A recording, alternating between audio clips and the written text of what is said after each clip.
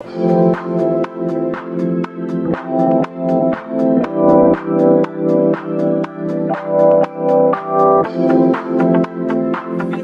Jorge Ramos joins us tonight from southern Mexico at the site of the caravan encampment.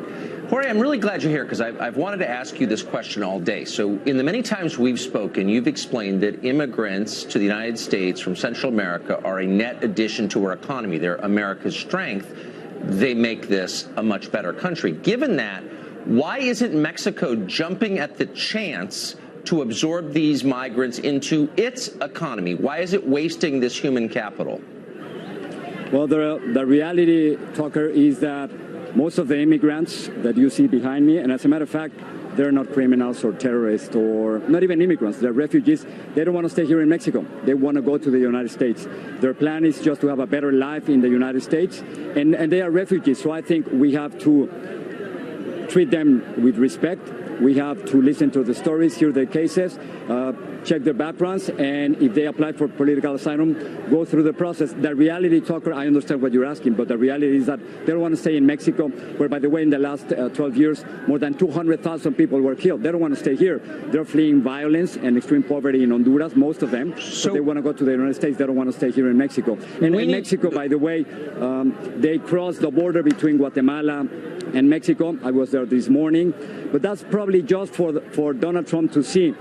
Just by the bridge, you will see little boats crossing thousands of immigrants in the last few days for $1 per person. I'm confused, but hold on. That was just for show. The reality is completely different. Okay, so you say that the United States must show respect. I know that there are fake stories in the United States saying that these people were funded by George Soros and by Democrats or by Nicolás Maduro from Venezuela. Vice President Pence is completely wrong about that, because if they really finance these people, it was a scam. I've been talking to people here in Chiapas who don't have a single dollar, Tucker, to buy a bottle of water.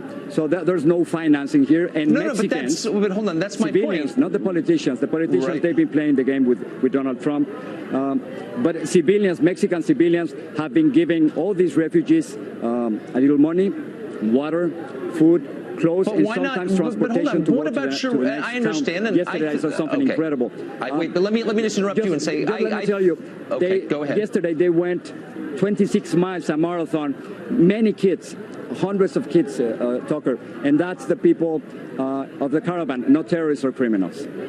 I think most Mexicans are very nice people. I grew up next to Mexico. I always liked them. It's your ruling class I'm asking you about, the people who are some of the richest people in the world who spend the summer in France every year. And again, you're from this group, so you can speak to this. Where are they in this? Why aren't they taking care of these people who are sleeping on the ground? We can see them right behind you.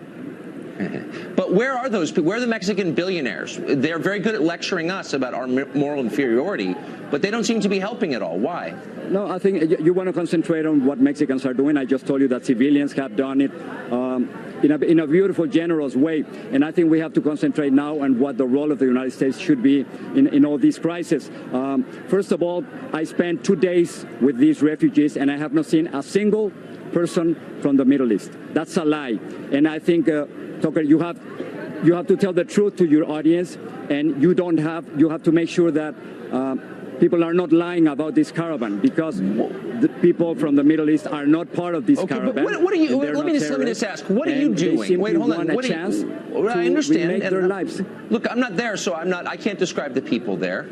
You said the United States, its taxpayers, me, the other 330 million American citizens, right, have an obligation. How many of these migrants are you taking in personally into your home and are supporting once they get to the United States? I think that's a great question, and that's precisely the kind of question that people like you ask when you don't want to understand that this has nothing to do with individuals, it has to do with nations. And what we have to understand is that these refugees are not a threat to the United States. I know that in Fox News... No, but how many are you taking... Before you attack the Fox, it's a simple question.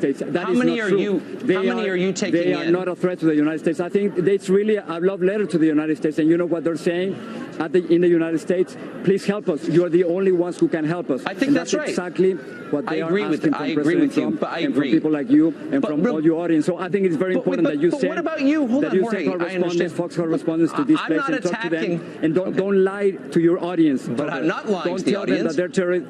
I'm trying to get. And tell them the truth about I'm going to stop with this. I'm going to stop you with this. and Fox News and listen. President Trump are saying I'm about this asking group you a very is simple complete question. lie. Okay, let me just ask you, and let's answer this question. We can end on this. How many of these migrants are you personally taking responsibility for? How many are going home to Jorge's place in Miami at the end of the day? And please be specific.